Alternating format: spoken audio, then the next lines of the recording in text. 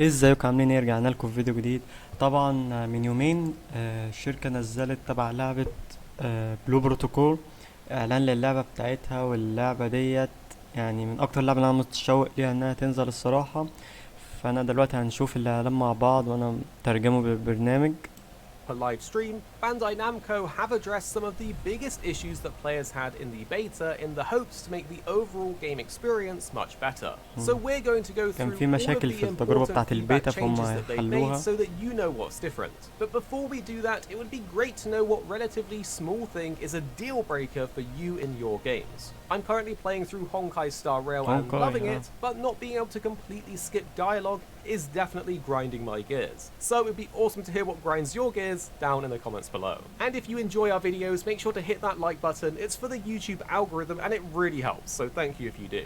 And if you aren't subscribed, we have loads of content every day that you don't want to miss out on. So the first thing to know is one of the changes that the development team have made, and that is to the elite monsters. They want to make the battles feel more engaging without being too frustrating, so they're going to adjust the HP values and increase their attack values.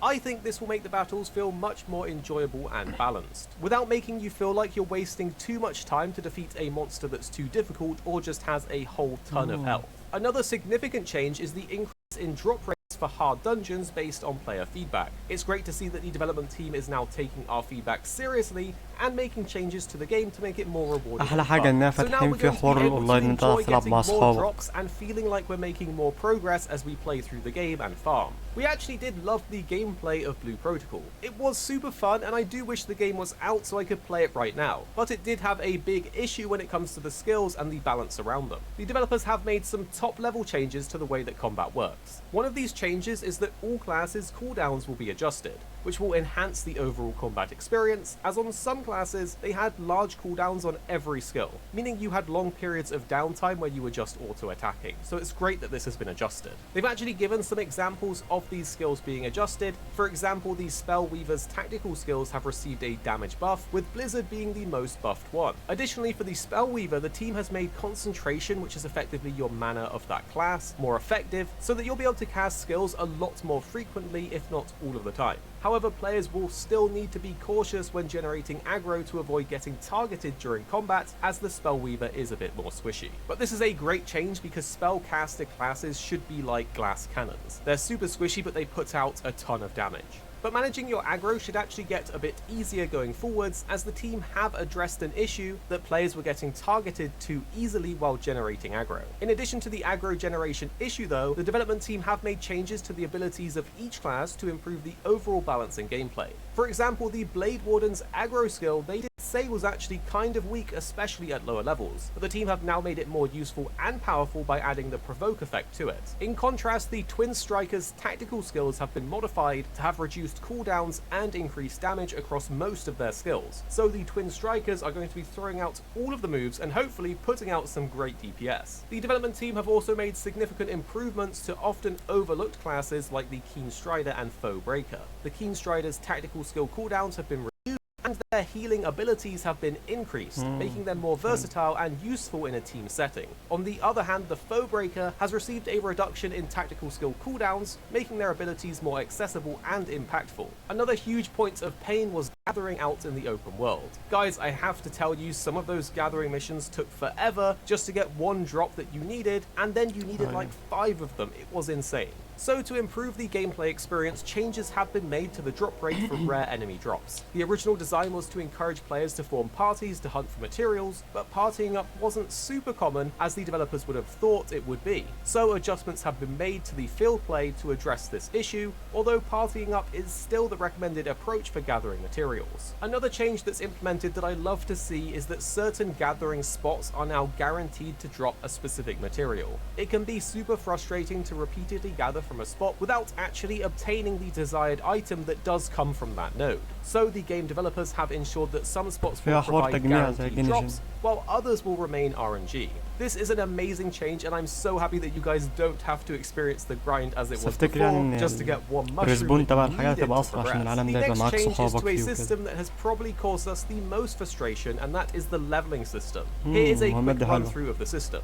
Basically, you have your traditional levels, but also your adventure rank. After leveling up enough, you would basically hit blockers where you couldn't level anymore unless you completed things in the adventure rank board and increased your gear score by crafting echoes that function as your gear in this game. During that time, even if you completed a quest, you wouldn't receive the XP reward for it as you were capped. And often the adventure board quests were super trivial things like gathering quests or fetch quests that really slowed down your progression to an unenjoyable pace. The developers actually intended for this system to be more manageable by encouraging the creation of enhanced echoes, but this has proved to be a significant challenge. As a result, many players found themselves stuck in the early game with no means of progressing further. To address this issue though, the level cap has been eliminated, allowing players to level up more quickly and efficiently. With this change in place, you are no longer bound to the restrictions of the adventure rank system, and players can then make meaningful progress regardless of their rank. This update has definitely made the game more accessible and enjoyable for both new and experienced players, and is a massive change that should remedy a lot of the main issues that players had with the game.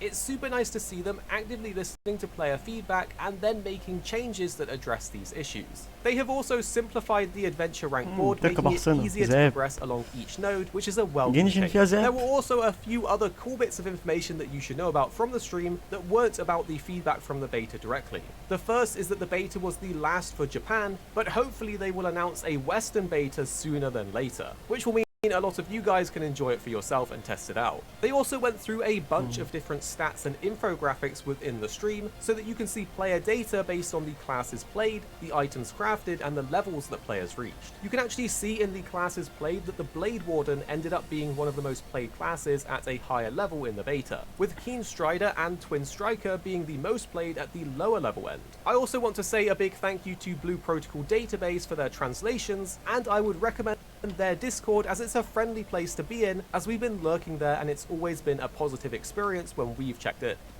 ماشي، اللي مش متابع القناة دي تابعها، ممكن اسيب لكم اللينك في الديسكريبشن. بس تقول لنا على موعد اصدار التجربة بتاعة اللعبة اول ما تنزل البلد. هي لسه مش موجودة في الشرق الاوسط او في اي مدينة عربية، هي بس نازلة في اليابان، وبس ناويين هم ينزلوا منها قريب، خلاص في اي وقت ممكن ينزل. وطبعا اول ما اللعبة تنزل هننزل كل حاجة عنها وشروحات للشخصيات واللعبة. انا متحمس جدا للعبة ديت، ولو عجبك الفيديو متنساش تعمل لايك وسبسكرايب، ومع السلامة.